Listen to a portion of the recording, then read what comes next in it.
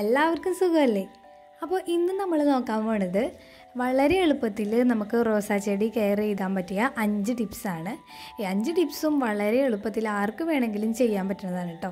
ഇത്രയൊക്കെ ചെയ്താൽ തന്നെ നമുക്ക് വളരെ ആരോഗ്യത്തോടുകൂടി ഒരുപാട് പൂക്കളായിട്ട് റോസാ ചെടികൾ നിൽക്കണം കാണാൻ പറ്റും. അപ്പോൾ ആ ടിപ്സ് എന്തൊക്കെയാണെന്ന് നോക്കണേ മുമ്പായിട്ട് ഒരു കാര്യം കൂടി പറയാനുണ്ട്. വീഡിയോ കണ്ടു കഴിഞ്ഞിട്ട് നിങ്ങൾക്ക് ഇഷ്ടമാവുകയാണെങ്കിൽ ഒന്ന് ലൈക്ക് ചെയ്യാൻ മറക്കരുത് കേട്ടോ. പിന്നെ ചാനൽ സബ്സ്ക്രൈബ് ചെയ്യാത്തവരാണെങ്കിൽ നിങ്ങൾക്ക് ഈ വീഡിയോ ഇഷ്ടമായെങ്കിൽ മാത്രം ഒന്ന് സബ്സ്ക്രൈബ് ചെയ്തിട്ട് കൂടി പോണേ. അപ്പോൾ ഏതായാലും നമുക്ക് ആ ടിപ്സ് നോക്കണേ മുമ്പായിട്ട് ഒരു കാര്യം കൂടി ശ്രദ്ധിക്കാനുണ്ട്.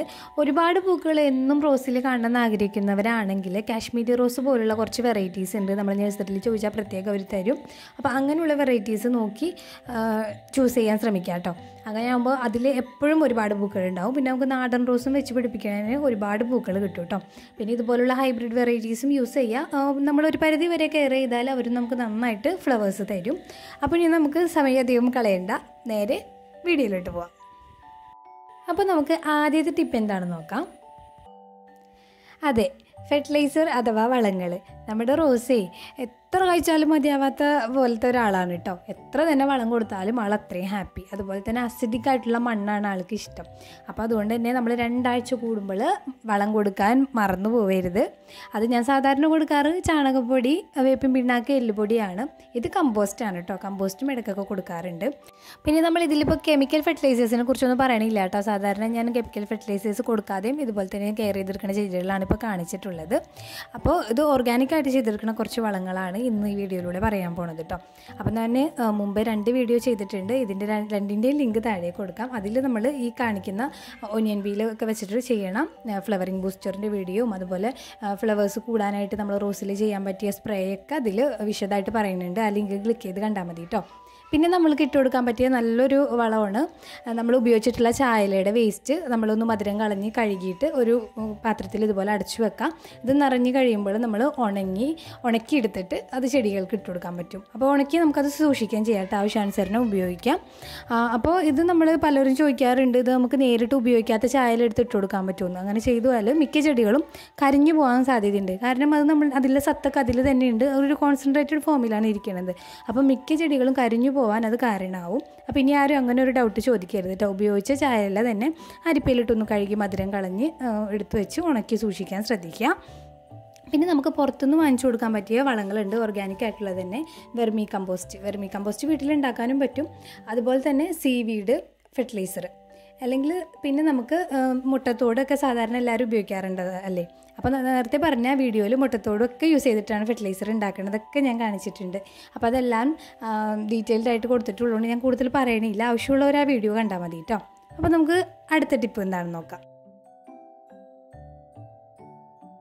ഇപ്പോൾ എൻ്റെ ഒരു റോസ് ചട്ടിയിലെ മണ്ണ് നോക്കിയേ, എത്ര റിച്ച് ആയിട്ടാണല്ലേ അതിൻ്റെ മണ്ണിരിക്കുന്നത്. അപ്പോൾ അതേപോലെ തന്നെ അതിൽ നിറയെ കളകളും വരാനുള്ള ചാൻസ് ഉണ്ട്.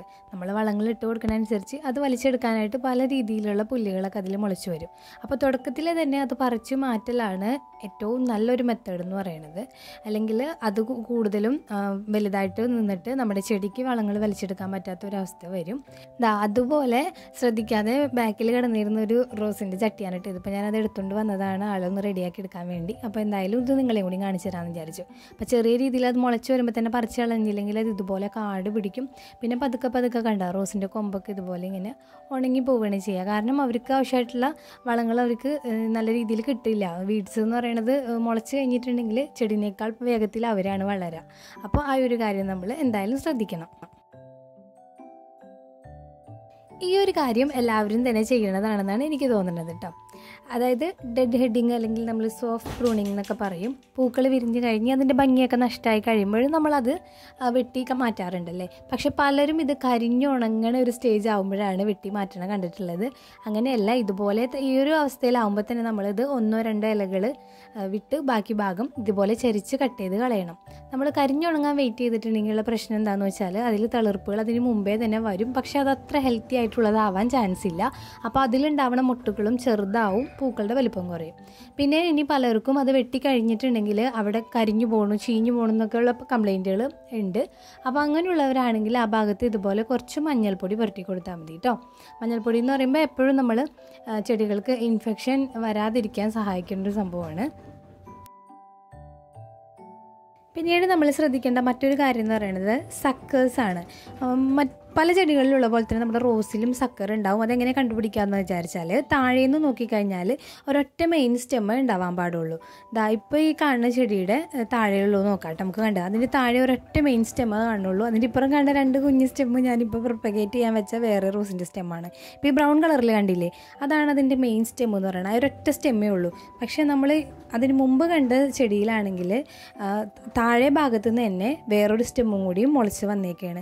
അത്തരത്തിലുള്ള സ്റ്റെമ്മുകൾ നമ്മൾ കാണുമ്പോൾ തന്നെ കട്ട് ചെയ്ത് മാറ്റണം. അല്ലെങ്കിൽ ആ സക്കറിൽ പ്രത്യേകിച്ച് വലിയ ഒരുപാട് പൂക്കളൊന്നും ഉണ്ടാവാനും പോണില്ല. എന്നാൽ പൂക്കളുണ്ടാവണ ചെടിയുടെ മെയിൻ സ്റ്റെമ്മിന് അത് ദോഷമായിട്ട് ബാധിക്കുകയും ചെയ്യും. അപ്പോൾ ആ ഒരു കാര്യം കൂടി എല്ലാവരും ശ്രദ്ധിക്കണം. വാട്ടറിങ്ങിൻ്റെ കാര്യത്തിൽ ഏത് ചെടിയും പോലെ തന്നെ നമ്മൾ ചെക്ക് ചെയ്തിട്ട് മാത്രം റോസിനും വെള്ളം കൊടുക്കുക. ഏത് ചെടിയിലും നമ്മൾ ചെയ്യാറുള്ള പോലെ തന്നെ പതുക്കെ ഒന്ന് വിരൽ വെച്ചിട്ട് ആ മണ്ണിലൊന്ന് ഇങ്ങനെ അമർത്തി നോക്കുമ്പോൾ നമ്മുടെ വിരലിൽ മണ്ണ് പുരളുന്നുണ്ടെങ്കിൽ നമ്മൾ ആ ചെടിക്ക് വെള്ളമൊഴിക്കേണ്ട ആവശ്യമില്ല. അതെല്ലാം മണ്ണ് അത്രത്തോളം ഡ്രൈ ആയിരിക്കുകയാണെങ്കിൽ മാത്രം വെള്ളമൊഴിക്കാൻ ശ്രദ്ധിക്കുക. പിന്നെ വെള്ളമൊഴിക്കുമ്പോൾ നമ്മൾ ചെടിയുടെ കടക്കൽ മാത്രമല്ല, സമ്മർ സീസണിലൊക്കെ ആണെങ്കിൽ പ്രത്യേകിച്ചും ചെടികളുടെ ഇലകളിലും പൂക്കളിലൊക്കെ ചെറിയ രീതിയിലൊന്ന് സ്പ്രേ ചെയ്ത് കൊടുക്കുകയാണെങ്കിൽ അത് എപ്പോഴും നമ്മുടെ ചെടി ഒന്ന് നല്ല ഫ്രഷ് ആയിട്ട് നിൽക്കാനും കാരണമാകും കേട്ടോ. അപ്പോൾ ആ ഒരു കാര്യം കൂടി നിങ്ങൾ റോസ് ചെടിയുടെ കാര്യത്തിൽ ശ്രദ്ധിക്കണം. ലീഫിലൊക്കെ ഒന്ന് വെള്ളം സ്പ്രേ ചെയ്ത് കൊടുത്താൽ ചെടി ഒന്നും കൂടിയും ഫ്രഷ് ആയിട്ട് നമുക്ക് ഫീൽ ചെയ്യും. ഇത്രയും കാര്യങ്ങളൊക്കെ ശ്രദ്ധിച്ചാൽ തന്നെ നമുക്ക് നല്ല രീതിയിൽ പ്രത്യേകിച്ച് വലിയ ചിലവൊന്നും ഇല്ലാതെ റോസ് ചെടി കെയർ ചെയ്ത് കൊണ്ടുവരാൻ പറ്റും. ഇനി അതല്ല കെമിക്കൽ ഫെർട്ടിലൈസേഴ്സ് ഒക്കെ വെച്ചിട്ട് ഒന്നുകൂടി ബൂസ്റ്റ് ചെയ്ത് കൊണ്ടുവരുന്ന രീതികളൊക്കെയാണ് നിങ്ങൾക്ക് അറിയേണ്ടതെന്നുണ്ടെങ്കിൽ ഒന്ന് കമൻറ്റ് ചെയ്യും കേട്ടോ. നമുക്കതൊരു വീഡിയോ ആയിട്ട് തന്നെ ചെയ്യാം. അപ്പോൾ ഇതുവരെ ഇതൊന്നും ചെയ്യാത്തവരുണ്ടായിരുന്നെങ്കിൽ ഒന്ന് ട്രൈ ചെയ്ത് നോക്കാം. അപ്പോൾ ബിഗിനേഴ്സിന് വേണ്ടിയാണ് ഈ ഒരു വീഡിയോ ഉദ്ദേശിച്ചിട്ടുള്ളത്. അപ്പോൾ ഡീറ്റെയിൽഡ് ആയിട്ട് അറിയുന്നുണ്ടെങ്കിൽ ഒന്ന് കമൻറ്റ് ചെയ്യാൻ മറക്കരുത്. അപ്പോൾ നമുക്ക് മറ്റൊരു വീഡിയോയിൽ വൈകാതെ തന്നെ കാണാം. അതുവരേക്കും bye bye from Safees home diary.